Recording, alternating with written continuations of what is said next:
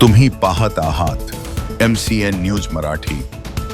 जळगाव जामोद तालुक्यातील वडगावगड जिल्हा परिषद मराठी प्राथमिक शाळेत 1 मे 2026 रोजी बुद्ध पौर्णिमा, महाराष्ट्र दिन आणि कामगार दिनानिमित्त एकत्रित व भव्य कार्यक्रमाचे आयोजन करण्यात आले होते।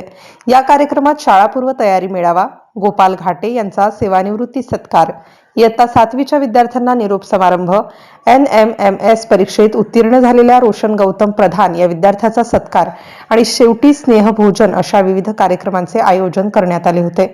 या कार्यक्रमाला शाळा समिती, घाटे परिवार, प्रधान परिवार, वार्ताहर, ग्रामस्थ आणि शाळेचा विद्यार्थी वर्ग मोठ्या संख्येने उपस्थित होता। या प्रसंगी महाराष्ट्र दिनानिमित्त ध्वजारोहण शाळा समिती अध्यक्ष संजय वाकोडे यांच्या हस्ते संपन्न झाले।